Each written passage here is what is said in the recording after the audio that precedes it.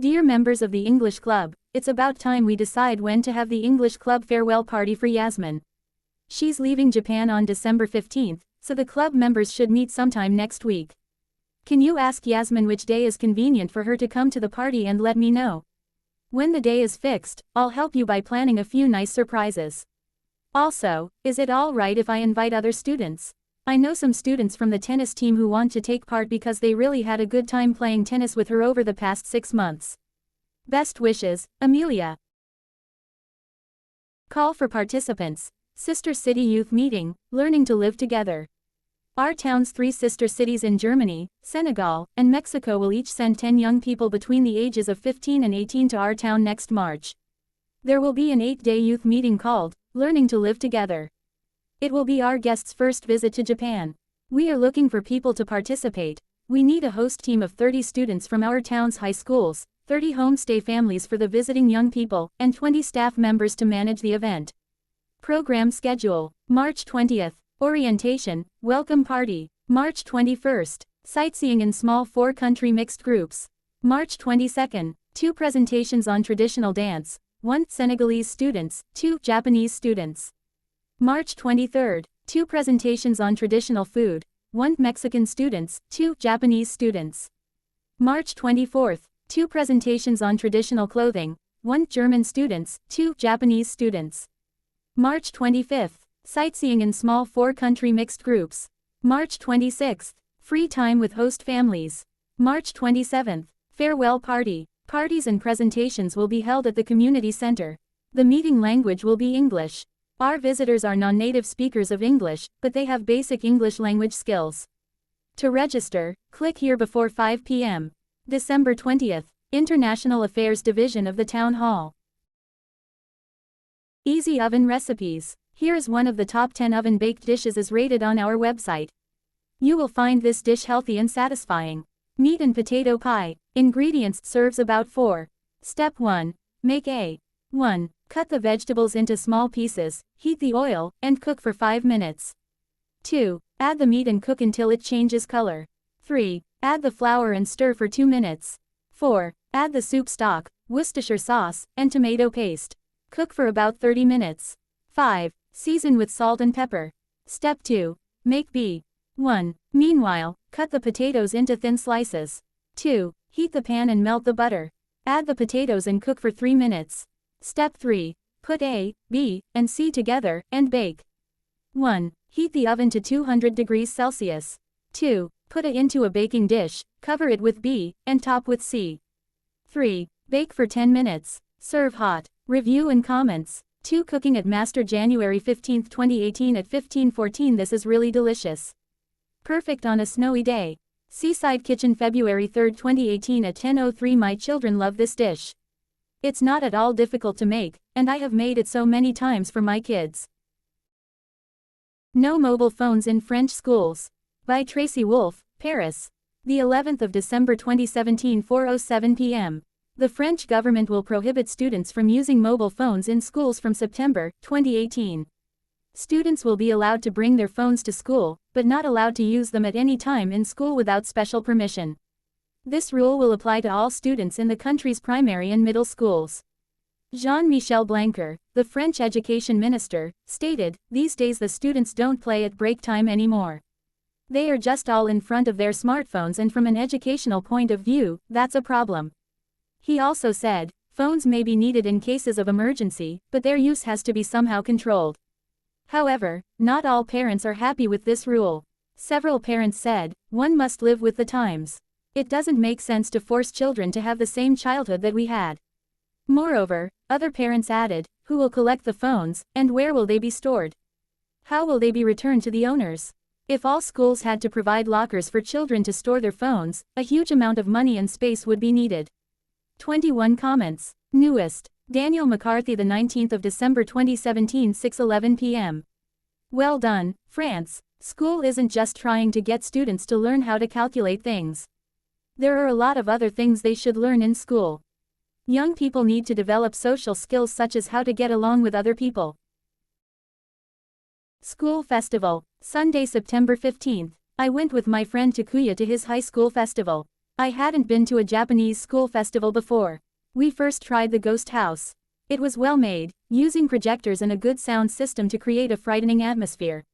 Then we watched a dance show performed by students. They were cool and danced well. It's a pity that the weather was bad. If it had been sunny, they could have danced outside. At lunchtime, we ate Hawaiian pancakes, Thai curry, and Mexican tacos at the food stalls. They were all good, but the Italian pizza had already sold out by the time we found the pizza stall.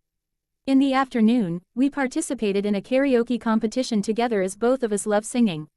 Surprisingly, we almost won, which was amazing as there were 20 entries in the competition. We were really happy that many people liked our performance. We also enjoyed the digital paintings and short movies students made. I can't believe that students organized and prepared this big event by themselves. The school festival was pretty impressive. Flowers and their hidden meanings. Naoko Mayama, teaching assistant. Giving flowers is definitely a nice thing to do. However, when you are in a foreign country, you should be aware of cultural differences.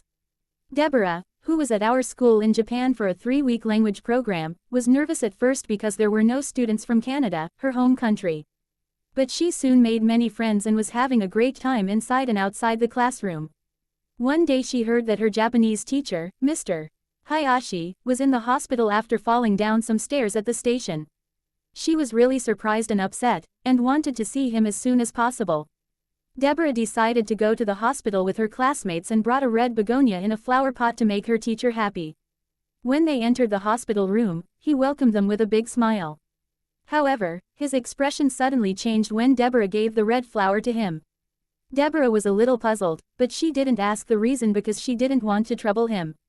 Later, in her elementary Japanese and with the help of a dictionary, Deborah told me about her visit to the hospital, and how her teacher's expression changed when she gave him the begonia.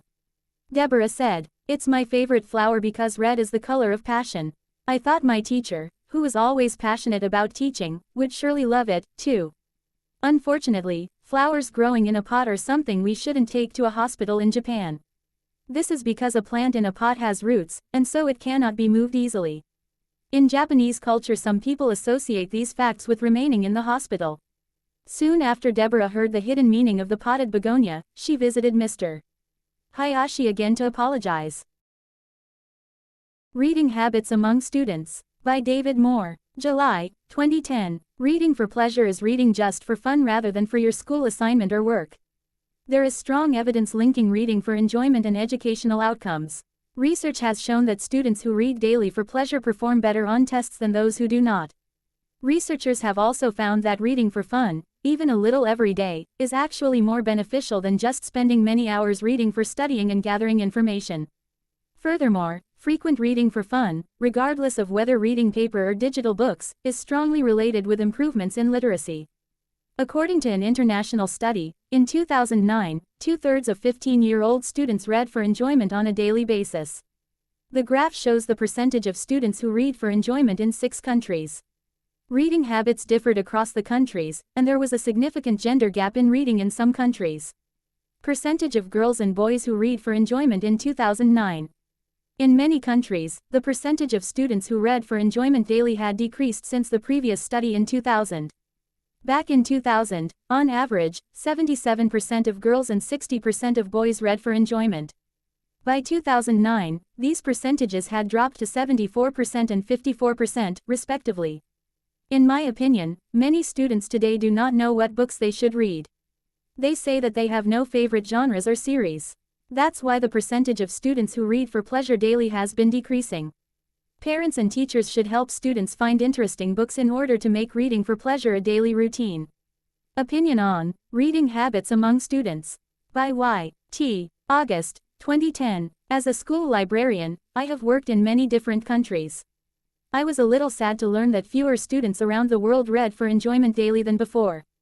According to David Moore's article, approximately 60% of female students in my home country reported they read for enjoyment, and the gender gap is about 20%.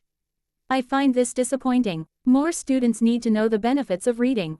As David Moore mentioned, reading for pleasure has good effects on students' academic skills. Students who regularly read many books get better scores in reading, mathematics, and logical problem solving. Also, reading for enjoyment has positive effects on students' mental health.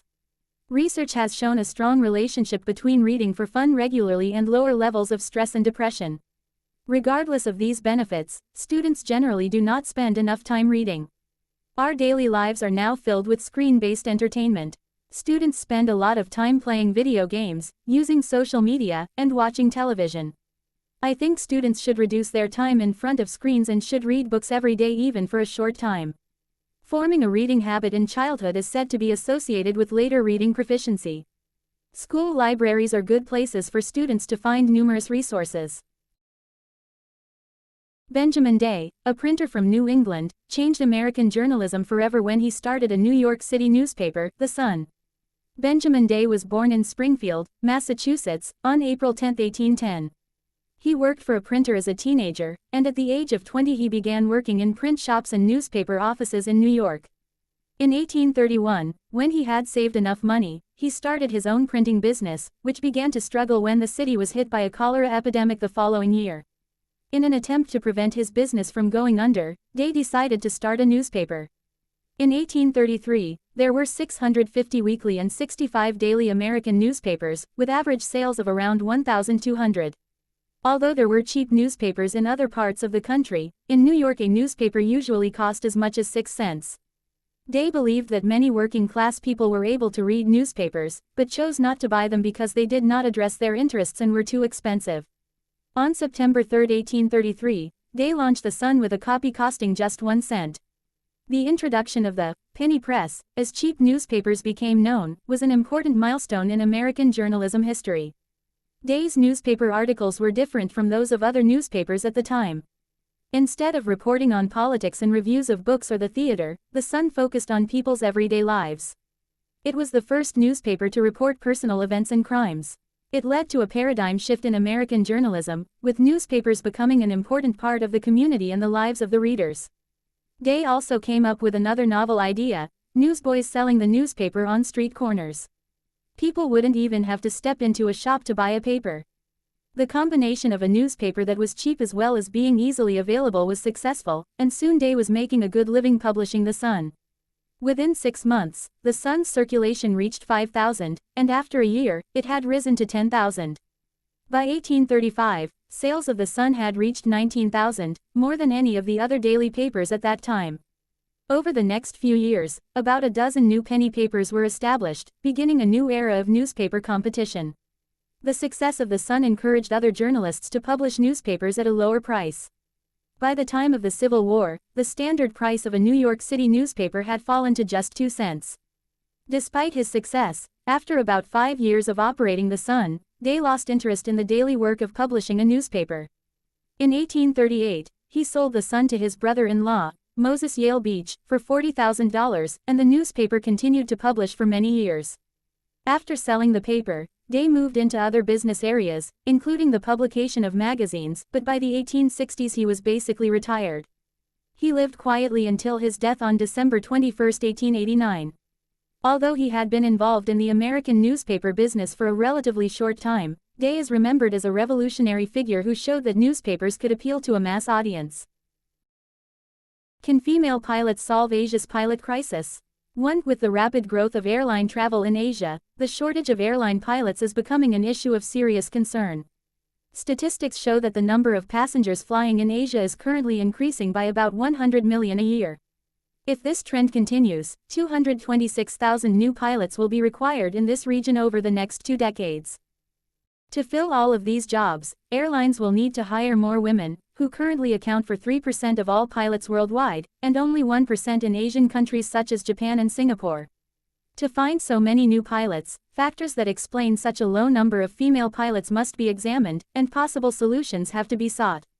2. One potential obstacle for women to become pilots might be the stereotype that has long existed in many societies: women are not well suited for this job. This seems to arise partly from the view that boys tend to excel in mechanics and are stronger physically than girls. A recent study showed that young women have a tendency to avoid professions in which they have little prospect of succeeding. Therefore, this gender stereotype might discourage women from even trying. It may explain why at the Malaysia Flying Academy, for instance, women often account for no more than 10% of all trainees enrolled. 3. Yet another issue involves safety. People may be concerned about the safety of aircraft flown by female pilots, but their concerns are not supported by data. For example, a previous analysis of large pilot databases conducted in the United States showed no meaningful difference in accident rates between male and female pilots. Instead, the study found that other factors such as a pilot's age and flight experience better predicted whether that person is likely to be involved in an accident. 4. Despite the expectation that male pilots have better flight skills, it may be that male and female pilots just have skills which give them different advantages in the job. On the one hand, male pilots often have an easier time learning how to fly than do female pilots. The controls in a cockpit are often easier to reach or use for a larger person. Men tend to be larger, on average, than women. In fact, females are less likely than men to meet the minimum height requirements that most countries have. On the other hand, as noted by a Japanese female airline captain, female pilots appear to be better at facilitating communication among crew members. 5. When young passengers see a woman flying their plane, they come to accept female pilots as a natural phenomenon. Today's female pilots are good role models for breaking down stereotypical views and traditional practices, such as the need to stay home with their families. Offering flexible work arrangements, as has already been done by Vietnam Airlines, may help increase the number of female pilots and encourage them to stay in the profession. 6. It seems that men and women can work equally well as airline pilots. A strong message must be sent to younger generations about this point in order to eliminate the unfounded belief that airline pilots should be men.